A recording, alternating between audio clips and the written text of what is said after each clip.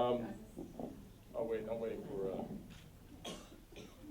You know your family loves you. They come all the way out here from Northwest DC because this is because this is literally God's country. You need God to get out here. But I love Leesburg. Yeah, it's great. You gotta fix it. I can't.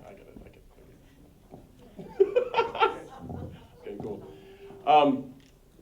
So, I mean, real quick, the one thing that I loved about what Memo, I almost started crying because I had a similar experience. I have a younger sister who had the same form of cancer. Everything happened at the exact same time, actually around the same age.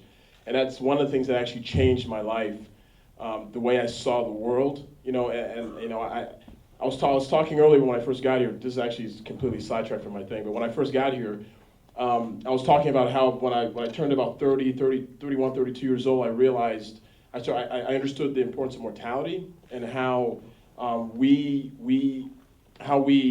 put things off. Time is the one thing that we treat as if we have plenty of, but the reality is we don't.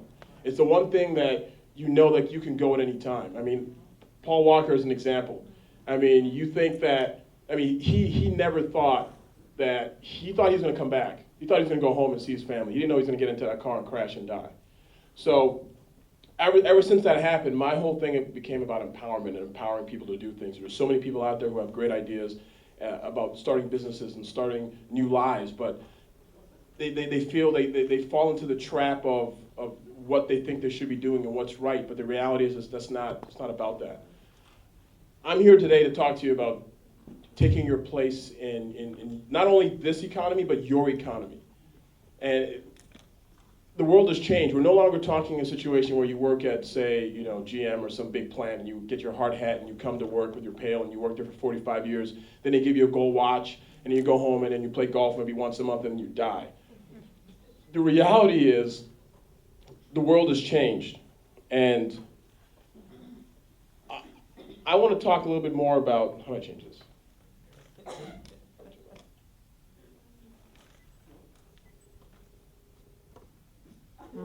I thought maybe that would work if I did that way. I'll tell that, yes, I left. Sweet. So I want you all to stand up for me real quick, because that previous one was that got me. I started bawling there. I was like, I hope she keeps going so I can stop crying. So the one thing that's really important to me and what I do with my mind is every morning when I wake up, I do one of two things. I say these words. I say, I have all I need to succeed. Every morning. So I want you guys to say that with me real quickly. 1, 2, 3. I have all I need to succeed. No, that was crap. Well, look, there are people watching movies and stuff, and I can barely hear you guys, so please, a little bit louder. I have all I need to succeed. I have all I need to succeed. Thank you. Now grab a seat, please. I love having a mic. So here are a few facts. The first thing is, when it comes to starting a business, is recent stats, or either by the Census Bureau, CNN Money, have said that over 558,000 new businesses are started every month. And that number is growing, and it changes, but that number is growing. Of that number, 50% of them don't last up to 5 years. I think the reality is a lot of them don't last even up to 1 year. They tend to fail a lot quicker than 5 years, but these are just stats. So the problem with these kinds of stats is that they cloud our judgment about reality and the reasons why. It's kind of the same thing as that stupid stat that 50% of marriages fail. So automatically people start thinking, well, I shouldn't get married. No, you should do better. Okay? So, and then the last one is, of that, since 1990, 4 million jobs have been cut by big businesses, but we have 8 million new jobs starting from small business owners and new small businesses. Now, if you go to the stat before that, where 50% of them fail, we kind of have a net of like 0. Either way, it both sucks. Okay. Now, while we're here, do me a favor, do some live tweeting. You got my Twitter handle there at the bottom somewhere. And the whole purpose of this is something I created this new thing called economics. Eka's my last name, first 3 letters, and nomics at the end. And when you see economics, you think, basically, you're thinking money, principles of economics. And now, this is the principles of economics are all about common sense. And they're all about focusing on the things that are important when you want to start your business. Now, can I turn this off? I'm 38, but I'm like 88. I'm sorry. Yeah. Next one. Sweet. Thank you. Okay, there we go. Sweet. So here are a few business failure myths again, back to that 50% thing about marriage. Same thing. We have the same thing with businesses. Now, why is this important? Before I go on, it's important because you guys have all ideas. Like you took the fact that you came to Leesburg. Sorry.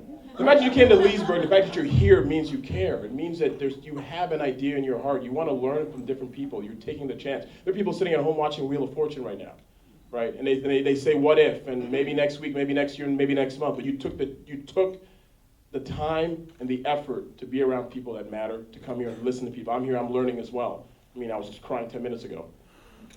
And so one of the business myths is that people say that, the reasons why businesses fail is because there's a lack of experience, which is only partially true.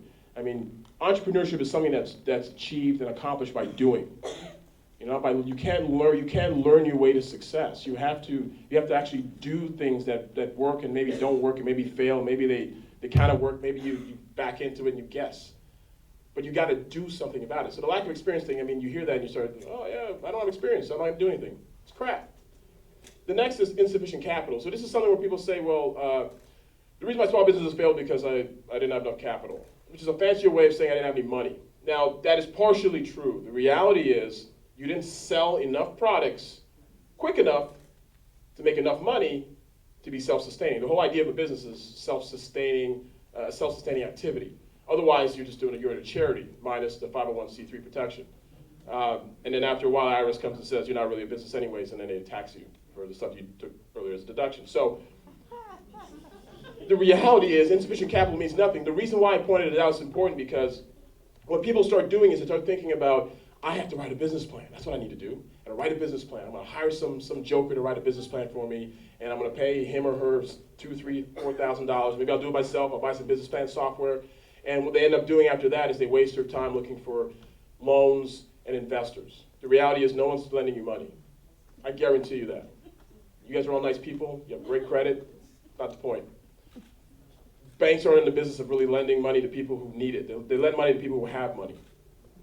Investors invest in people, not necessarily the idea. When Mark Zuckerberg started Facebook, he got his first real investment from Peter Thiel later on in the process. They had thousands and thousands of users already. They had already sold up Harvard and a bunch of other schools, and they were already penetrating Stanford on the West Coast. They had traction. It wasn't the idea. So when you hear somebody say, I have an idea and I'm not going to share it with you because I don't want you to steal it, the reality is nobody cares. No one's stealing your idea.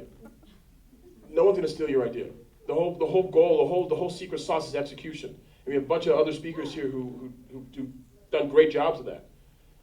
It's not about that. The last is competition. Competition is good. Well, let me rephrase that. Competition is only good for the consumer. It's not for the business owner, to be honest with you. I don't want to compete. There's a reason why you know who Susie Orman is, and then you don't know, and then there's a bunch of other people. There's a reason why you know who Dr. Oz is, and then there's a bunch of other people, right? They created altitude and separated and became an authority. That's what's important. The fact that there's competition is basically irrelevant. If I'm providing the best possible value to whoever's interested in whatever product or service I'm offering, there's no competition. So businesses don't fail because they're undercapitalized or due to undercapitalization. Because the problem, like I said earlier, what it does, it leads you to believe that you think you need investors. It leads you to believe that you think you need to go get loans. And then you waste your time. So the reason why this is important is the deeper meaning to this. Because you will spend your time thinking about writing a business plan. You spend your time getting all your ducks in a row. You spend all your time doing the right things. I was talking to somebody 3 months ago, and she told me that she said, I have an idea for a business. We talked about 30 minutes, and she felt she was fired up, and I talked to her 2.5 months later, and she hadn't moved an inch from when we last talked. I said, why? Well, because I have to do the LLC, and that's going to take a couple weeks. But what are you talking about? It takes 10 minutes. I won't even charge you. I'll just do it for you right now. In Virginia, it's 1 page. Maryland, I don't know.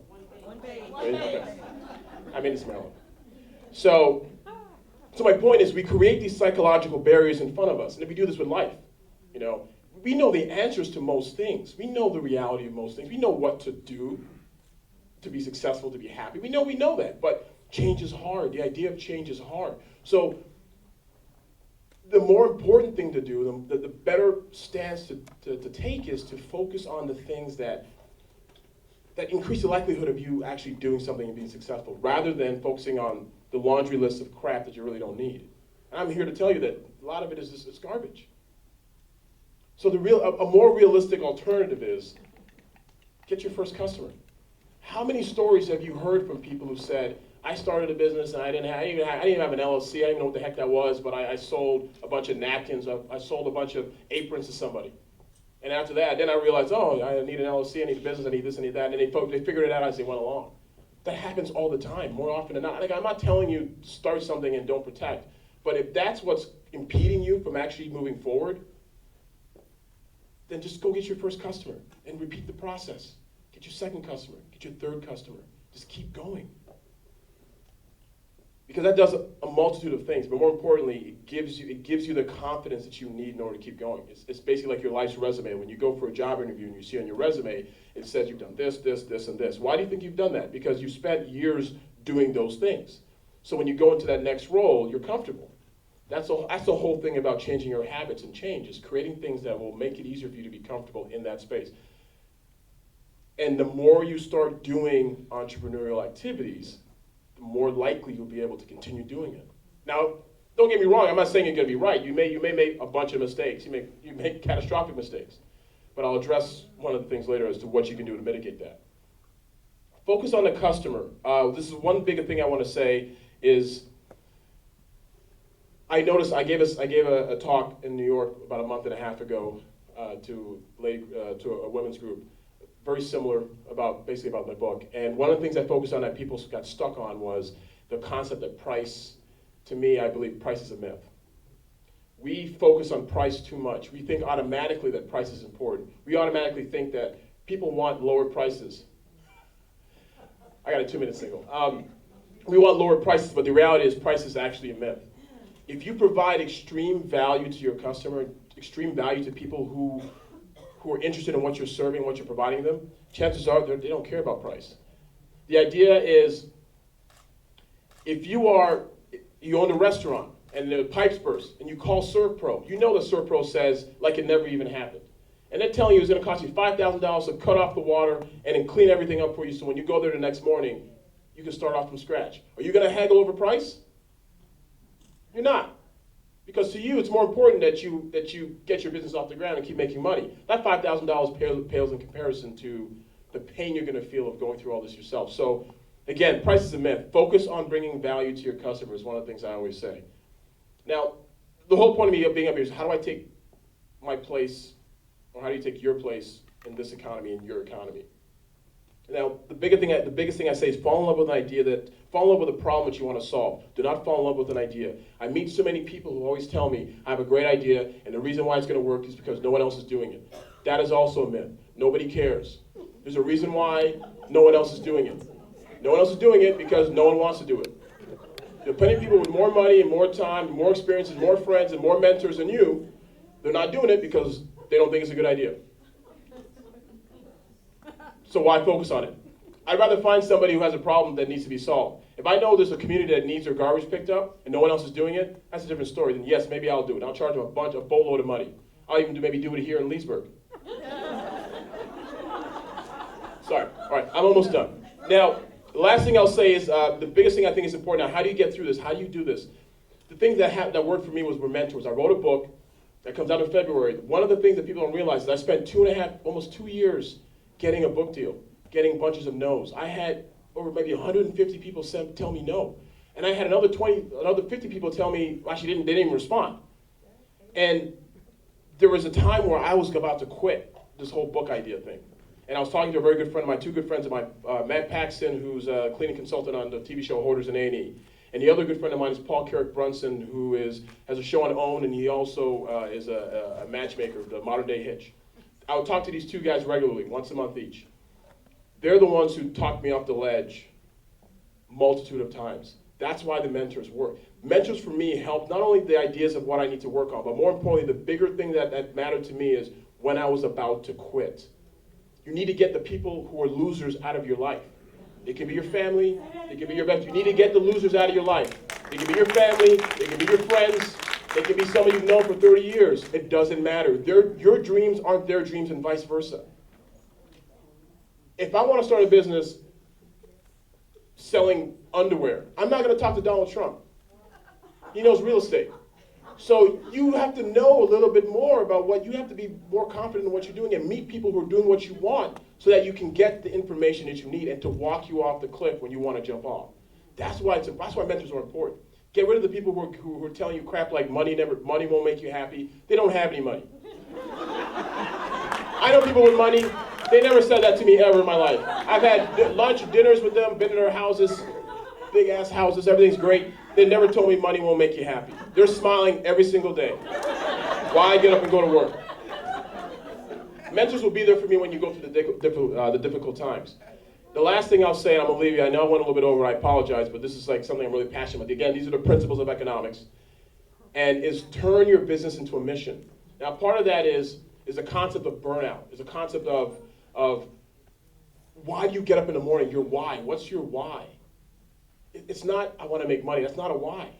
That's BS. It's why do I get up? Why am I passionate? When somebody says to you, slow down, you're gonna burn out, it's because they quit. And when they tell you that they tell you that you're going to burn out because they're doing something they don't love. You only burn out when you're doing something you don't love. I have been diagnosed with ADHD. As a result, you can't tell, but as a result, I have difficulty doing mundane tasks. I can't do simple, crap. I have no interest in that. I lose my. But when it came to writing this book, I was laser focused. You didn't see me for 3.5 months. The publishing company said, we need this book in 3 months, which was crazy. We're going to rush this book out. I said, done. I didn't go out. People were calling my phone. Hey, well, you're working too hard. Why don't you come out with us? I go, get off my phone, dude. I've said that plenty of times. I tweet people, don't bother me. I got stuff to do. I got to go get it. I have an opportunity to make a dream that I've had for months, actually, years, into a reality. Right now, I'm going off at 1.5 hours, 2 hours of sleep. It's whatever. So, again, this is the biggest thing I'm telling you to do is, before I get rushed out the stage by Sandman, is just do what you love, find the mentors that you want, fall in love with an idea, fall in love with a problem you're solving and not your idea, and just do it, try it. You only have one life. I mean, I'm not gonna say YOLO, but you literally only have one life. Unfortunately, I did. But with that, just take your passion and seize it, and you have everything you need. You have all you need to succeed. Thanks.